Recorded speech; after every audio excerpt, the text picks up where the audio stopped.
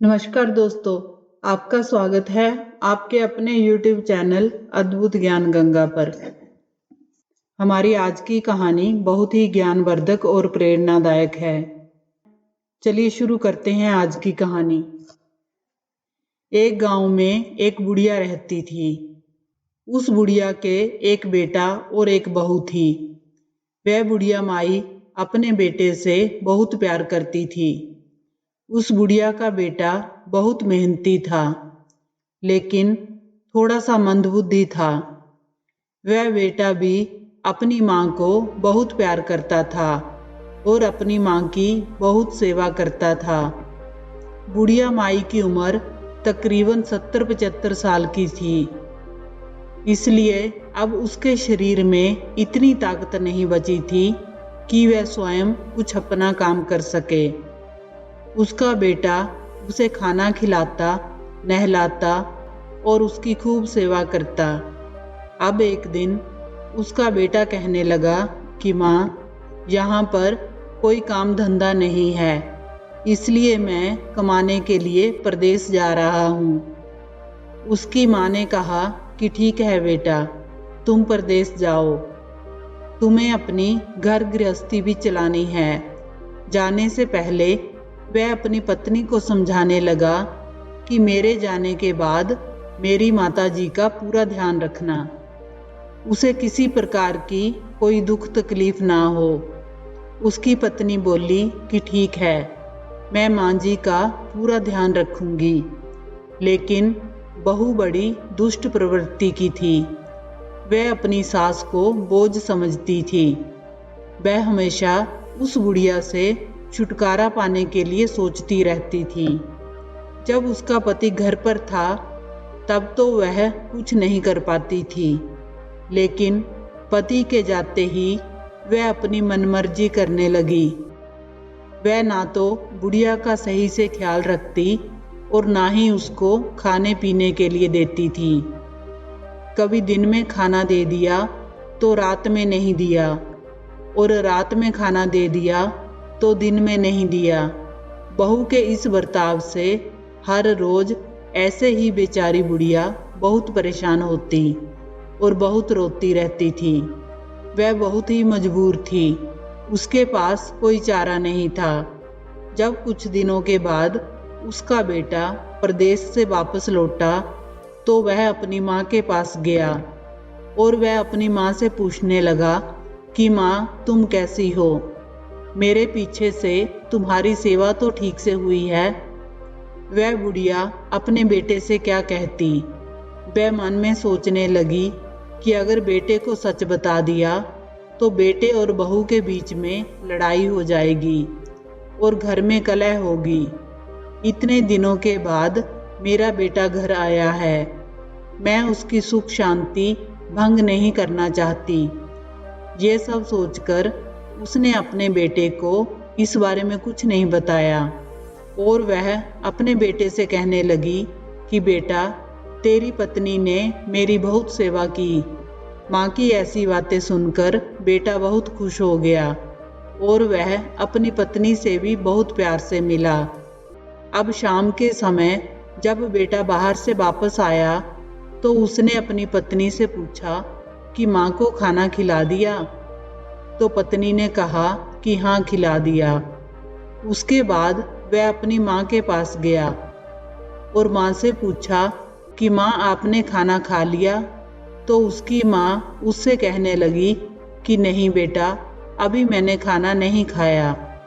तब वह अपनी पत्नी के पास गया और उससे कहने लगा कि माँ तो कह रही है कि मैंने खाना नहीं खाया।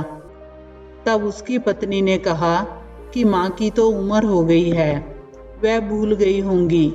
आप निश्चिंत रहिए, मैंने उनको खाना खिला दिया है। और अपना सारा काम निपटाकर पति पत्नी सोने के लिए चले गए। बेचारी बुढ़िया बहुत देर तक इंतजार करती रही कि शायद उसका बेटा उसके लिए खाना लेकर आएगा। उसे बहुत भूख लगी थी। उसे खाना खाए हुए पूरा दिन भी निकल गया था। वह दिन भर से भूखी थी, इसलिए भूख के कारण उसे नींद भी नहीं आ रही थी। उसकी आत्मा कुलबुला रही थी। तब उसने देखा कि बेटा और बहू तो सोने चले गए, तो वह कहने लगी कि बेटा बहू सो गए, आस मेरी टूट गई। माँ ने कहना शुरू कर दिया कि निंदिया रानी आ जाओ, मेरे पास आ जाओ, मेरे पास सो जाओ। हे माता रानी, हे प्रभु, ऐसी जिंदगी जीने से तो अच्छा है कि मुझे अपने पास बुला लो। जब वह इस तरह से बोल रही थी, तब उसके बेटे को उसकी कुछ आवाज़ सुनाई दी। वह अपनी पत्नी से कहने लगा कि माँ कुछ बोल रही है। तब उसकी पत्नी बात बदलते हुए कहने लगी, कुछ नहीं, तुम्हारी माँ कुछ नहीं कह रही। बेटे ने फिर से कहा कि माँ कुछ कह रही है। तो उसने कहा कि तुम सुनो कि वह क्या कह रही है। जब उसकी माँ ये कहती कि निंदिया रानी आ जाओ, मेरे पास आ जाओ, मेरे पास सो जाओ, मुझे अपने पास बुला लो, तब तो उसकी पत्नी चुप रहती। और जब माँ बीच के शब्द बोलती तो उसकी पत्नी उसके बीच में बातें करने लगती। पत्नी की बातों के कारण उसके बेटे को यही सुनता कि मेरे पास आ जाओ, मेरे पास सो जाओ, मुझे अपने पास बुला लो। ऐसी जिंदगी जीने से तो अच्छा है कि मुझे अपने पास बुला लो। तब वह अपनी पत्नी से कहता है कि ऐसी क्या बात है कि माँ ऐसी बातें कह रही है। उसकी पत्नी उससे कहने लगी, चलो आप पूछ रहे हैं तो मैं बता देती हूँ, नहीं तो बताते हुए भी मुझे बहुत लज्जा आ रही है। तुम्हारी माँ इस उम्र में दूसरा विवाह करना चाहती है। वह मुझसे बार बार कहती है कि मुझे भी सहारे की ज़रूरत है, मुझे अकेले नहीं सोना है, मेरी भी शादी कर दो। मुझे तो यह बातें तुमसे कहते हुए भी बड़ी लज्जा आ रही है। तब उसका बेटा कहने लगा कि तुम ये क्या बकवास कर रही हो, मेरी माँ भला ऐसा क्यों बोलेगी। उसकी पत्नी कहने लगी, नहीं नहीं, यही सच है। तब उसे अपनी पत्नी की बातों पर विश्वास हो गया, क्योंकि बेटा भी थोड़ा मंदबुद्धि था। उसने इस बारे में अपनी माँ से कुछ नहीं पूछा और अपनी पत्नी से कहने लगा कि सुबह उठते ही मैं अपनी माँ का रिश्ता तय करके आऊँगा। पत्नी कहने लगी कि ठीक है, इनका रिश्ता कर दो, इनकी शादी कर दो और इन्हें इस घर से विदा कर दो। दूसरे दिन बेटा एक गांव में जाकर अपनी माँ का रिश्ता तय कराया। उसने माँ से कुछ नहीं पूछा, लेकिन वहाँ से आकर कहने लगा, माँ मैं तुम्हारा काम कर आया हूँ, अब तुम्हें अकेले रहने की कोई ज़रूरत नहीं। माँ ने सोचा कि शायद मेरा बेटा अब मेरे पास ही रहेगा, इसलिए ये ऐसा बोल रहा है। तो उसकी माँ ने कहा कि ठीक है बेटा, मुझे और क्या चाहिए, मुझे तो बुढ़ापे में सहारा चाहिए। अब वह तो अपने बेटे के लिए बोल रही थी, लेकिन माँ की बातें सुनकर बेटा सोच रहा था कि माँ तो सच में शादी करना चाहती है। वह माँ से बोला तो कुछ नहीं। अब उसने रिश्ता तय कर दिया था, तो तय समय के अनुसार बारात आ गई। जब बारात आई तो बुढ़िया की शादी की बात चारों ओर फैल गई। सब ओर यही बात हो रही थी कि बुढ़िया की शादी हो रही है, बुढ़िया की शादी हो रही है। सब अड़ोसी पड़ोसी आकर उसके बेटे को भला बुरा कहने लगे कि इस उम्र में अपनी माँ की शादी करवा रहा है। तब बुढ़िया का बेटा उनसे कहने लगा कि इसमें मेरी क्या गलती है, मेरी माँ स्वयं चाहती है कि उसका विवाह हो जाए। बेटे की बातें सुनकर जो गांव की बड़ी बुजुर्ग औरतें थी, वह उस बुढ़िया के पास गई कि चलो हम इसकी माँ से ही पूछते हैं कि सच क्या है। लेकिन बुढ़िया बेचारी को तो इस बारे में कुछ पता ही नहीं था कि क्या हो रहा है। तब वह बुजुर्ग औरतें आकर उस बुढ़िया से पूछती हैं कि जो तुम्हारा बेटा कर रहा है क्या वह सही है? वह बुढ़िया किसी की दादी, किसी की चाची, किसी की ताई लगती थी। वह सभी उससे पूछने लगी कि तुम्हारा बेटा जो कर रहा है क्या वह सही है? उनकी बातें सुनकर बुढ़िया माँ सोचती है कि मेरा बेटा कोई अच्छा काम ही कर रहा होगा। अगर मैं इन्हें मना करूंगी तो मेरे बेटे की बदनामी हो जाएगी, उसकी बुराई हो जाएगी। वह बुढ़िया उनसे कहने लगी कि मेरा बेटा सही कर रहा है। उसकी बातें सुनकर गांव की सब औरतें बातें करने लगी कि बताओ, इस उम्र में बुढ़िया शादी कर रही है। और सब लोग कहने लगे कि बुढ़िया बड़ी कुलक्षणी है। हम सब तो समझते थे कि बुढ़िया बहुत अच्छी थी, पूजा पाठ करने वाली थी, बड़ी नेक दिल की थी, लेकिन ये तो बड़ी खराब औरत निकली जो इस उम्र में भी इसे शादी की पड़ी हुई है। खुद को तो इससे संभाला नहीं जाता और ये शादी करेगी। बेचारी बुढ़िया को तो इस बारे में कुछ पता ही नहीं था। लोग तरह तरह की बातें बना रहे थे। जब बारात घर पर पहुंची तो बुढ़िया माई अपनी बहू से पूछने लगी कि बहू, ये किसकी बारात है? तब उसकी बहू कहने लगी कि अब चुप भी हो जाओ, तुम क्यों नाटक कर रही हो?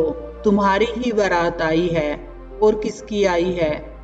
बुढ़िया माँ बहू की बातें सुनकर एकदम से सन रह गई। वह कहने लगी, मेरी बारात? भला इस उम्र में मैं शादी करने लायक हूँ जो मेरी बारात आएगी? तब बहू कहने लगी, ज्यादा मत बोलो। अगर तुमने कुछ ज्यादा शोर मचाया तो तुम्हारा बेटा अपनी मौत को गले लगा लेगा और वह मर जाएगा। उसने मुझे धमकी दी है, वह तुम्हारा विवाह कराना चाहता है। बहू की बातें सुनकर बुढ़िया बेचारी डर गई। वह सोचने लगी कि अगर मैंने कुछ कहा और मेरा बेटा मर गया तो बहुत मुश्किल होगी। ये मेरे बेटे को क्या हो गया है? वह बुढ़िया रोने लगी और भगवान से बार बार प्रार्थना करने लगी और कहने लगी, हे माता रानी, धरती फट जाए और मैं इसमें समा जाऊं। ये मेरे साथ क्या अनर्थ हो रहा है? मैंने कभी किसी का बुरा नहीं किया। मैंने कभी भी जिंदगी में ये नहीं चाहा कि किसी के साथ गलत हो, लेकिन आज मेरे साथ ये गलत क्यों हो रहा है? मुझे ऐसे मेरे कौन से कर्मों की सजा मिल रही है? लेकिन उसकी सुनने वाला कोई नहीं था। बेचारी बुढ़िया क्या करती, रो पीट कर बैठ गई। तब उसका बेटा आकर कहने लगा कि माँ, जल्दी चलो, मुझसे अब बहुत बर्दाश्त नहीं हो रहा। बेटे की बात सुनकर बुढ़िया फिर से डर गई। उसने सोचा कि अगर मैं शादी नहीं करूंगी तो कहीं ऐसा ना हो कि बेटा फांसी लगा ले और मर जाए। वह चुपचाप जाकर मंडप में बैठ गई। अब बुढ़िया की शादी हो गई और बुढ़िया की विदाई होने लगी।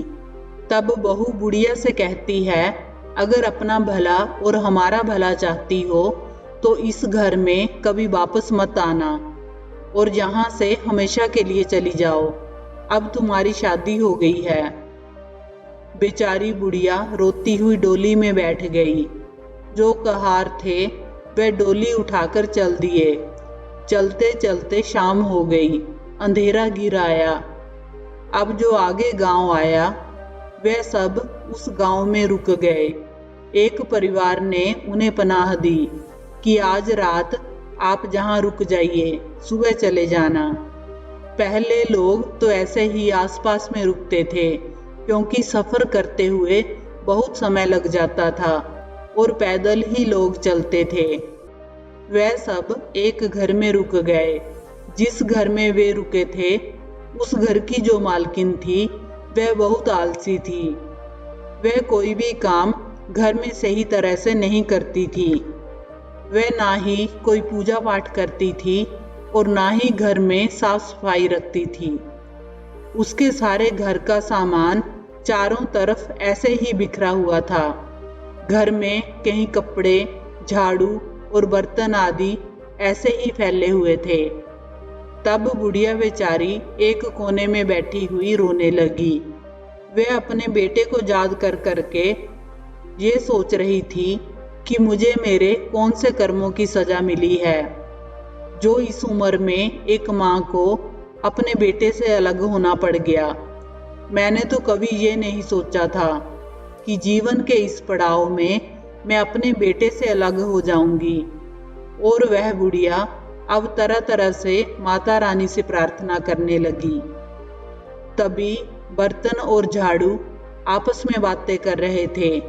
वह कह रहे थे कि ये जो घर की मालकिन है, इसके पास लक्ष्मी कहाँ से ठहरे, ये हमारी कभी कदर नहीं करती। तभी बर्तन कहने लगे, देखो हम चारों तरफ बिखरे पड़े हैं। झाड़ू कहने लगे कि ये हमें ठंड में बाहर फेंक देती है और हम बाहर पड़े रहते हैं, ठंड में रहते हैं। कोई ऐसा नहीं है जो हमें उठाकर अंदर रख दे।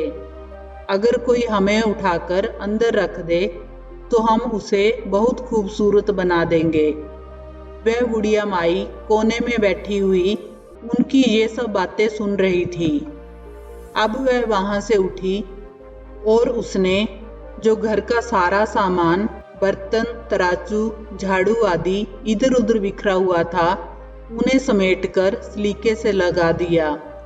तब वह बुढ़िया 70-75 साल की उम्र से 16 वर्ष की कन्या बन गई।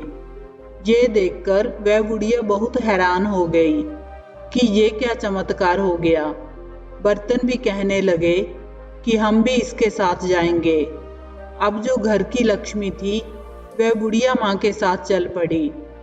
अगले दिन जब सुबह हुई तब कहार विदा करने के लिए बोले।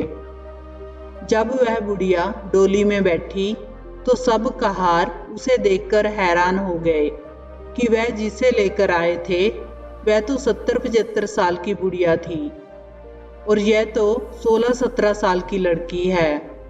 लेकिन वह बुढ़िया माई से कुछ नहीं बोले और डोली को उठाकर चुपचाप चल पड़े।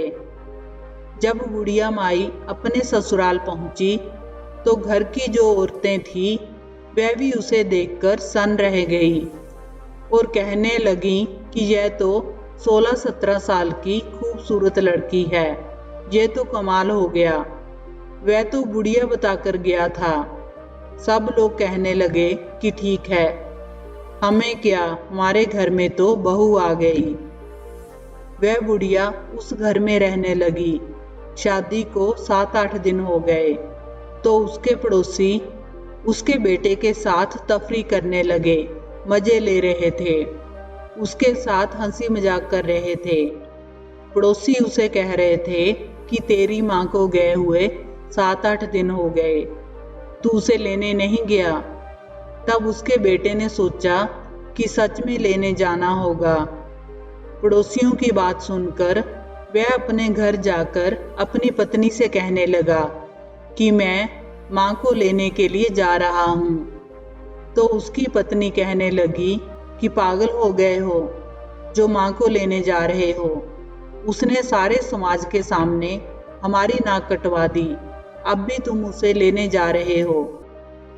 बेटा पत्नी से कहने लगा कि नहीं, मुझे लेने तो जाना पड़ेगा। उसके बाद बेटा माँ को लेने के लिए उसके ससुराल चला गया। उसके ससुराल में पहुंचा तो जो बुढ़िया 16 साल की लड़की बन गई थी, उसने देखा कि उसका बेटा आया है तो उसने भागकर एक चारपाई पर चद्दर बिछाई, अपने बेटे को बड़े आदर के साथ बिठाया, दौड़कर उसके लिए पानी लाई और अच्छा अच्छा खाना बनाया। उसके बाद उसे खाना खिलाया और उससे सब हालचाल पूछा। तब उसका बेटा उससे कहने लगा कि मेरी माँ इस घर में रहती है, मैं उसे लेने आया हूँ। तब वह कहने लगी कि मैं ही तेरी माँ हूँ। उसकी बातें सुनकर वह लड़का हैरान रह गया और कहने लगा कि तुम मेरे साथ क्यों मजाक करती हो, मेरी माँ तो 70-75 साल की बूढ़ी औरत है और तुम तो 16-17 साल की लड़की हो। वह कहने लगी कि नहीं, मैं ही तेरी माँ हूँ। और वह उसे सारी बात बताने लगी कि जब तुमने हमें विदा किया था तो उस समय रास्ते में हम एक गांव में रुके थे। तो रात के समय उस घर में झाड़ू बर्तन आदि आपस में बातें कर रहे थे कि जो भी हमें उठाकर अंदर रखेगा हम उसे सुंदर बना देंगे। मैंने उस घर की सारी चीजें जो इधर उधर फैली हुई थी सलीके से उठाकर रख दी। तब उनके वरदान से ही मैं 16-17 साल की लड़की बन गई। उसकी पूरी बात सुनने के बाद बेटा कहता है कि माँ, तुमने ये सब क्यों किया? क्यों तुमने मुझे समाज में किसी से बोलने लायक नहीं रखा, कहीं मुंह दिखाने लायक नहीं रखा? माँ, क्यों तुमने दूसरी शादी की? बेटे की बातें सुनकर उसकी माँ रोने लगी और उससे कहने लगी कि बेटा, मैंने दूसरी शादी के लिए तुमसे कब कहा था? मैंने कब कहा कि मैं इस उम्र में शादी करना चाहती हूँ? कब कहा कि मैं अपने जिगर के टुकड़े से इस समय इस उम्र में अलग होना चाहती हूँ? वह माँ से कहने लगा कि माँ, फिर तुम रात में किसे बुलाती थी? तुम ही तो कहती थी कि मेरे पास आकर सो जाओ, मुझसे नहीं रहा जा रहा। तो वह कहने लगी कि बेटा, तूने मुझसे एक बार भी पूछा? तब बेटा कहने लगा कि नहीं, लेकिन जब माँ क्या ये बातें कह रही थी तब मेरी पत्नी ने मुझे सारी बातें बता दी थी। वह अपने बेटे से कहने लगी कि बेटा, जब तू परदेश चला गया था तब तेरी पत्नी मेरे साथ बहुत अत्याचार करती थी, मेरे साथ बहुत बुरा बर्ताव करती थी। लेकिन जब तू वापस आया तो मैंने तुझे इसलिए नहीं बताया कि तू मेरी बातें सुनकर अपनी पत्नी से लड़ाई करेगा और कहेगा कि मेरी माँ तो घर में क्लेश रखती है। तुम परदेश से इतने दिनों के बाद आए थे, इसलिए मैंने तुझे कुछ नहीं बताया। तेरे जाने के बाद तेरी पत्नी मुझे कभी खाना देती थी तो कभी नहीं देती थी, कभी रात को खाना दे देती थी तो कभी दिन में खाना दे देती। जिस दिन दिन में खाना देती थी उस दिन रात में नहीं देती थी, और जब रात में खाना देती थी तो दूसरे दिन खाना नहीं देती थी। अब मैं बूढ़ी और लाचार औरत भला क्या करती? जब उस रात को तू आया और मुझसे पूछने लगा कि खाना खा लिया माँ, तो उस दिन भी मैंने खाना नहीं खाया था। उस दिन भी तेरी पत्नी ने मुझे खाना नहीं दिया था। जब तेरी पत्नी ने तुझसे कहा कि खाना खिला दिया तो तूने मुझसे एक बार भी नहीं पूछा कि माँ, तुम मना क्यों कर रही हो? उसके बाद तुम दोनों पति पत्नी तो सोने चले गए, लेकिन मुझे भूख के कारण नींद नहीं आ रही थी। तब मैं अपने भगवान से प्रार्थना कर रही थी कि बेटा बहू तो सो गए, आस मेरी टूट गई, निंदिया रानी आ जाओ, मेरे पास सो जाओ। हे प्रभु, इस मिट्टी से मुझे छुटकारा दे दो, मुझे अपने पास बुला लो। मैं यही प्रार्थना प्रभु से कर रही थी, जिसे सुनकर तुमने मेरी बातों का पता नहीं क्या अर्थ निकाला। माँ की बातें सुनकर बेटा बहुत शर्मिंदा हुआ और अपनी माँ के पैरों में गिर गया। वह माँ से कहने लगा कि माँ चलो, तुम अभी मेरे साथ चलो। और वह अपनी माँ को लेकर वहां से चल पड़ा। उसके ससुराल वालों से कहने लगा कि आज के बाद मेरी माँ यहाँ वापस नहीं आएगी। अब आधे रास्ते में जाकर वह अपनी माँ से कहने लगा कि माँ, इस 16-17 साल की उम्र में तो मैं तुम्हें नहीं स्वीकार कर पाऊंगा, मुझे तो अपनी पहले वाली माँ चाहिए।